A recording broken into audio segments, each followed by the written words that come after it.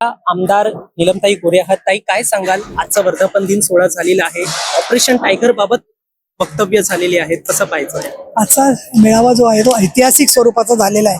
माननीय शिंदे साहेबांनी त्यांच्या अतिशय आक्रमक पण समजावणाऱ्या भाषेमध्ये का लोक आकर्षित होत आहेत, कशा पद्धतीने आपण काम करतोय, शेतकऱ्यांसाठी कर्जमुक्ती असेल किंवा विरोधकांचं जी टीका चाललेली आहे की लाडकी बहीण योजना बंद होणार, पण या उलट लाडकी सून याची सुद्धा आज घोषणा केलेली आहे.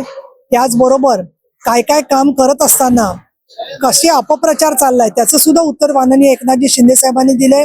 त्यांनी हे सांगितलं की अनेकांनी इच्छा व्यक्त केली, पण मी कार्यकर्त्याला संधी देतो आणि कार्यकर्ता अजून मोठ्या पदावर जावा या दृष्टिकोनातून मी काम करतो. खूप आनंदाचा दिवस याच्यासाठी आहे की अनेक नगरपालिका शिवसेना निवडून आली आहे. महानगरपालिकेत तुम्हाला आठवत असेल की गेल्या वेळेला मुंबई महापालिकेवर महायुतीचा झेंडा असेल हे माननीय शिंदे साहेब बोलले होते. त्याच्यात सुद्धा प्रगती होऊन परत BMC आमच्याकडे आलेली आहे. त्याचबरोबर आता स्थानिक स्वराज्य संस्थांमधले सगळ्या जागा महायुतीला मिळणार आहेत. शिवसेनेला चांगलं यश मिळालेलं आहे आणि सर्वच्या सर्व जागा आम्हाला मिळतील असं दिसतंय.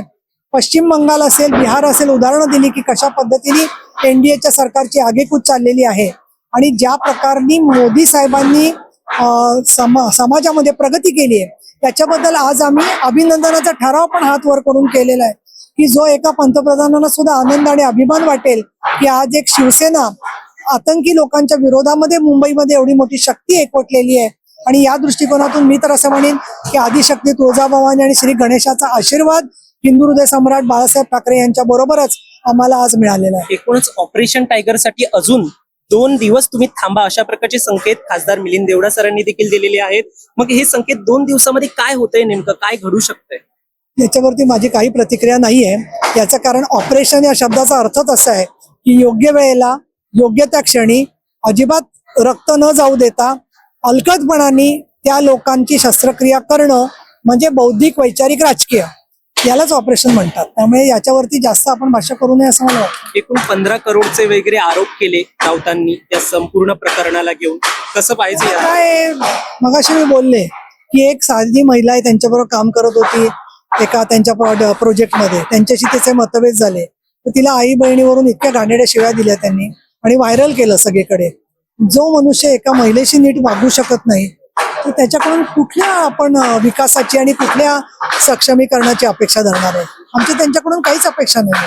हा माणूस किती ज्याला आपण म्हणू की एक द्वेष करणार आहे प्रत्येक बाबतीत लोकांचा, अनेक उदाहरणांमध्ये दिसलेला आहे. ऑपरेशन तुडवाच्या धमक्या मिळत आहेत, त्याच्यावरती माननीय शिंदे साहेब बोलले ना तुडवायला पाय शिल्लक राहिले पाहिजेत ना असं बोलले. अजून 16 नगरसेवक जे आहेत, 38 नगरसेवक आहेत, 16 आमदार आहेत, त्यांचा देखील एक विषय जो आहे तो सातत्याने समोर येतोय. कसं पाहायचं? मला विषयाची काहीच माहिती नाहीये आणि मग कसं याच्याबद्दल काहीच माझं भाषा नाही. तर या आहेत नीलमताई गोरे ज्यांनी संपूर्ण प्रकरणावरती आजच्या वर्धापन दिन सोहळ्यावरती वक्तव्य केलेलं आहे.